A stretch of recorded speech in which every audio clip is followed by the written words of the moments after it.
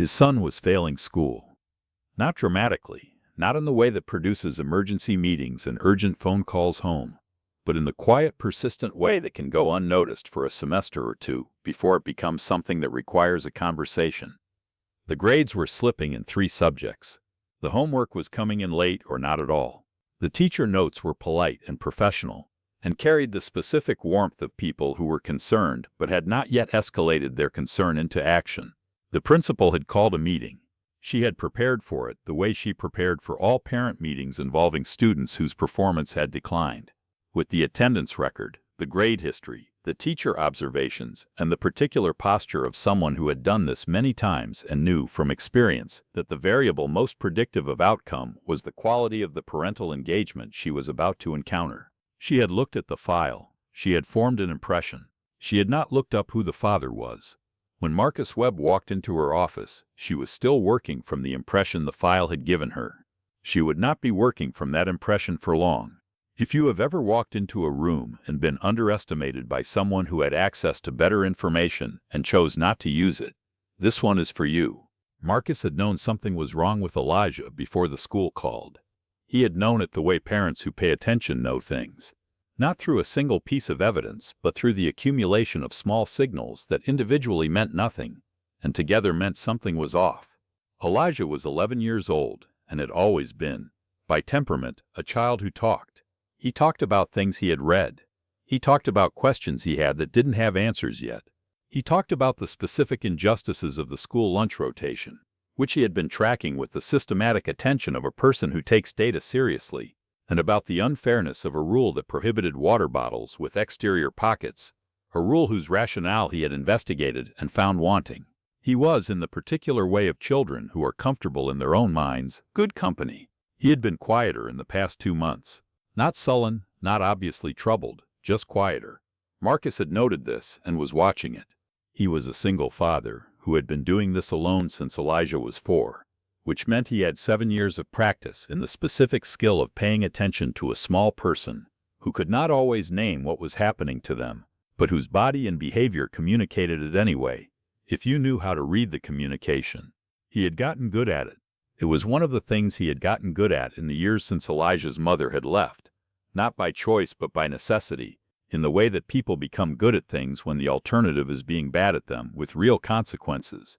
Marcus ran a consulting firm that specialized in educational technology infrastructure. He had founded it 9 years earlier, after a decade working inside large educational publishers and discovering that the gap between what those organizations said about improving student outcomes and what they actually did about it was larger than he could continue to accept as someone whose job was to help close it. The firm was small, and intentionally so. He had never wanted to manage more people than he could know well, and its work was specific and unglamorous and effective, the kind of effectiveness that showed up in data rather than press releases. He had 17 employees. Most of them had been with him for more than 5 years. He worked from home 3 days a week, which had been a deliberate structural choice from the beginning, and which meant that when Elijah came home from school on those 3 days, there was a parent present, something he had organized his professional life around being able to provide, and which he considered a non-negotiable. He had built a career inside the educational system. He understood its mechanisms and its failures, and its particular variety of institutional inertia with the specific knowledge of someone who had spent 2 decades trying to change it from inside and outside. He also understood, because he had been a child in that system, and because he had been watching his son navigate it for 6 years, the gap between what the system said it was doing for individual children and what it was actually doing, which was a gap that varied enormously depending on the specific school, the specific teachers, and the specific variables that the system did not always acknowledge as variables. Westfield Elementary had a good reputation. The principal, Dr. Sandra Osei, had been there for 11 years, and had, by the accounts Marcus had heard from other parents, built something genuinely better than what had been there before her. He had no particular reason to distrust the school. He had every reason to take the meeting seriously and to come prepared. He came prepared. He arrived at the meeting with the grade reports he had already printed and annotated, the homework logs he had been keeping since the beginning of the semester, the specific pattern of decline he had mapped across the 3 subjects, and 3 questions he wanted answered before he left the room. He was wearing a jacket over a clean shirt, which was what he wore when he went to meetings, and he had Elijah's school picture from last year in his wallet, because he always had it, not because it was relevant to the meeting, but because he always had it. He was 5 minutes early. Dr. Osei was already in her office when he arrived. Her assistant showed him in and she stood to greet him, and in the first 30 seconds of the interaction, he registered the specific quality of assessment that he had learned to recognize over years of being a black man who walked into professional rooms where he had not been anticipated. Not hostility, not rudeness, just the particular recalibration that happens when the person in front of you doesn't immediately match the file you've been looking at. He registered it and set it aside. He had a meeting to run. Dr. Osei was competent and well prepared. Her concern for Elijah was genuine. Marcus could read the difference between institutional concern and actual concern, and what he was seeing across the desk was the latter. She walked him through the grade history, the teacher observations, the attendance record. She had a theory about what was driving the decline, which had to do with a transition in the classroom structure in September that had affected several students. She presented it clearly and without defensiveness. Marcus listened. When she finished, he opened the folder he had brought and put his annotated grade reports on the desk. He said he agreed that the September transition was a factor, but that it didn't fully account for the pattern he was seeing, which he then walked through. He had mapped the decline against Elijah's homework submission times and found that the work was being done. He knew this because Elijah worked at the kitchen table where Marcus could see him, but not being submitted, which suggested the issue was not comprehension or motivation, but something else. He had a theory about what that something else was, which had to do with a specific interaction Elijah had described in October that Marcus had been following up on. He presented this clearly, with the specific evidence he had, and asked whether the school had any additional data that would help him either confirm or rule out the theory. Dr. Osei looked at the annotated grade reports. She looked at the homework log. She asked 2 questions, both good ones, and he answered them directly. Then she asked him what he did professionally, which was a question that sometimes came with a subtext and sometimes didn't, and in this case appeared to be genuine curiosity rather than anything else. He told her. She was quiet for a moment. Then she said that what he had just described, the pattern analysis, the homework log, the distinction between completion and submission, was more systematic than most of the data her team had been working with on Elijah's case. She said it without embarrassment, which he respected. They spent 40 minutes working through the problem together. Not the principal explaining the situation to the parent and the parent receiving the explanation, but 2 people with different but complementary information about the same child trying to figure out what was actually happening and what to do about it. Marcus brought the longitudinal pattern and the home observation data. Dr. Osei brought the classroom context and the teacher relationships and the school's existing intervention resources. By the end of the 40 minutes, they had identified what Marcus believed was the actual problem, a social dynamic in one of Elijah's classes that had made it feel unsafe for him to ask questions he didn't know the answers to, which had produced a kind of intellectual shutdown in a child whose primary mode of engagement with the world was through questions, and they had a plan that addressed it specifically rather than generally. Dr. Osei walked him out. At the door she said something that he had heard in various forms over the years, but that still meant something each time he heard it said directly, that she wished more parents came to meetings the way he had just come to this one. He said he appreciated that, and he meant it.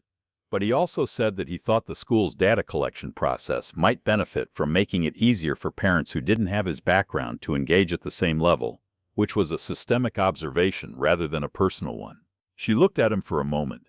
She said she thought he was right. He said he'd be happy to share some thoughts on that, if it would be useful. She said she'd like that. He walked to his car. He sat in the driver's seat for a moment before starting it. He thought about Elijah at the kitchen table doing homework he wasn't submitting, working silently through material that he was understanding but not sharing, having made some calculation about the cost of being wrong in public that had produced a silence in a child who had always been the opposite of silent. He thought about what it was to be 11 years old and to make that calculation, and to make it alone, and to carry it for 2 months without naming it. He called Elijah from the car. Elijah answered on the second ring, which meant he had been watching his phone. Marcus asked him how his day was. Elijah said fine, which was the answer of a child who was waiting.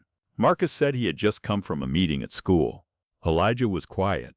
Marcus said that he thought he understood what had been happening, and that it made sense, and that they were going to fix it. Elijah was quiet for a moment longer. Then he said, "Okay." Then he said, in the specific voice of a child who has been holding something for a long time and has just been given permission to set it down, "I didn't know how to ask for help without looking stupid." Marcus said that was the most understandable thing he had heard all week. He said it took more intelligence to recognize what you didn't know than to pretend you already knew it. He said that was true in school and everywhere else. Elijah said okay again, differently this time. Marcus said he'd be home in 20 minutes and they'd make dinner and talk. Elijah said okay. Marcus could hear him already moving toward the kitchen, the particular sound of a child who has decided to be okay and is beginning the process of being it.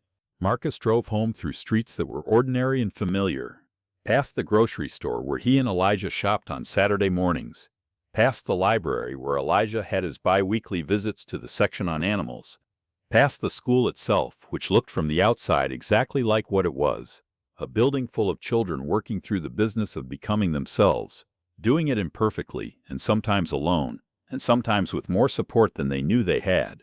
He thought about the meeting and about Dr. Osei and about the annotated grade reports in his folder, and about Elijah at the kitchen table in the evenings, doing work he wasn't submitting, and about what it meant to pay attention to your child carefully enough to notice the difference between a child who has stopped working and a child who has stopped sharing the work, which was a different problem with a different solution, and about the fact that he had been in a position to notice the difference because he had organized his life around being present enough to be in a position to notice. He thought about the meeting with Dr. Osei and about what she had said at the door. He thought about the data collection process comment and about whether she would follow up on it, which he thought she would, because she was the kind of principal who followed up on things, which was not as common as it should be. He thought about the plan they had made and about whether it would work, which it might, and about what he would do if it didn't, which was continue paying attention and continue showing up and continue being the person in Elijah's life who had the most information and the most investment, and therefore the most responsibility to use both. He parked in front of the building. He sat for another moment. He thought about Elijah saying, "I didn't know how to ask for help without looking stupid," which was a thing he had said himself, in different words, in different rooms, at different ages, and which he had eventually learned to say differently. That not knowing was the starting point, and the asking was the work, and the looking was irrelevant to both. He had learned it imperfectly, and was still learning it, and would probably be learning it in some form indefinitely, which was fine, because the learning was the point. He went inside. Elijah was in the kitchen. The refrigerator was open. He looked at his father with the expression of a child who has been given something back that he didn't realize had been taken until it was returned. Marcus put his folder on the counter and opened the refrigerator beside his son, and they stood there together in the cold light, looking at what there was to work with, which was enough.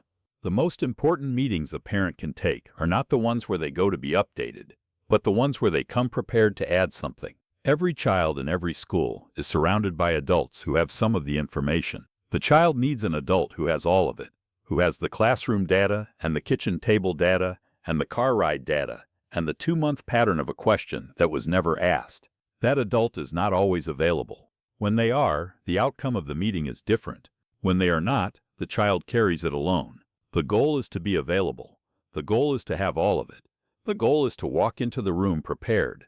The following week, Dr. Osei had a conversation with Elijah's homeroom teacher, Miss Thornton, that was more specific than their previous conversations had been. Marcus had given her permission to share the pattern analysis with the teaching team, and Miss Thornton had read it with the specific attention of someone encountering information that reframes something she had been looking at incorrectly. She had thought Elijah was disengaged. The data showed he was engaged but hidden. These were not the same thing, and the interventions they called for were not the same interventions. She made 3 adjustments to how she structured classroom discussion that week. By Thursday, Elijah had asked 2 questions in class. Neither of them had been stupid questions. Neither of them had produced the response he had been afraid of. He came home on Thursday and told Marcus about the questions, not as significant events, but as the ordinary occurrence of a person who asks questions in class, which was exactly how Marcus had hoped he would tell it.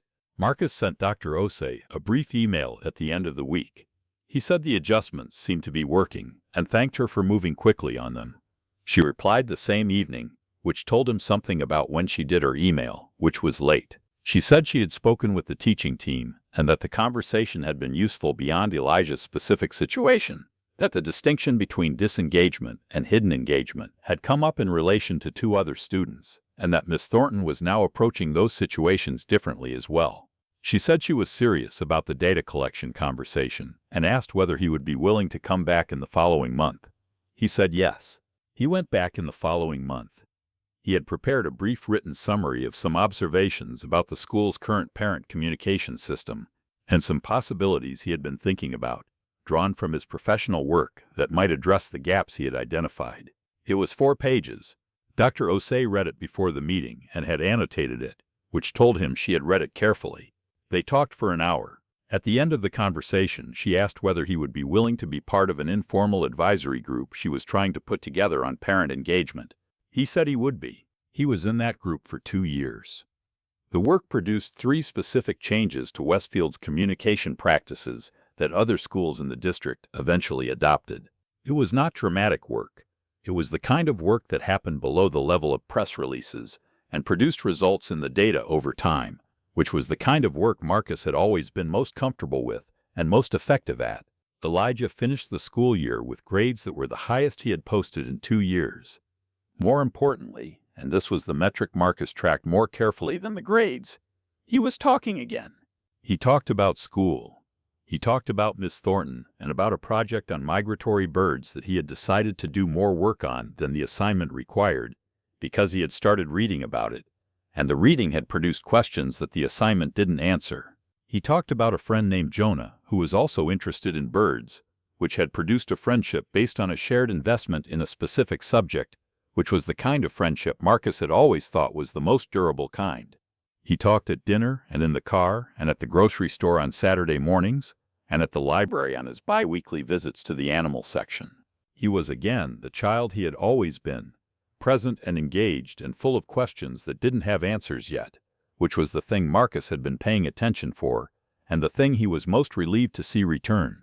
At the end of the year, Elijah made a card for Miss Thornton.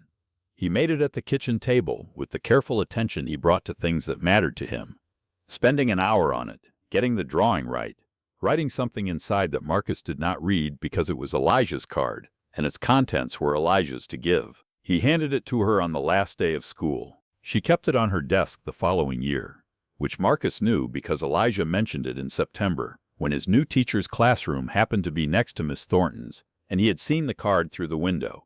Marcus did not think about the meeting with Dr. Osei as a turning point. He thought about it as a meeting he had come prepared for, which had produced an outcome that was better than the outcome that would have been produced if he had not come prepared, which was the correct way to think about most meetings. The preparation had been possible because he had been paying attention for 2 months to a pattern that was visible only if you were looking for it. The looking had been possible because he had organized his life to be present enough to look. The organization had been a choice, made and remade over 11 years, in favor of being the kind of father who had all the information. That was the whole of it. It was not dramatic. It was what it was, repeated every day, and it was enough. Elijah turned 12 in November. He had, by his own assessment, a good year. He had asked many questions. Some of them had been stupid questions. None of the outcomes had been as bad as he had feared they would be. He had filed this information in the appropriate location and updated his expectations accordingly. He was, Marcus thought, going to be fine. Not because of any single thing that had happened, but because of the accumulation of things that happened every day in a life where someone was paying attention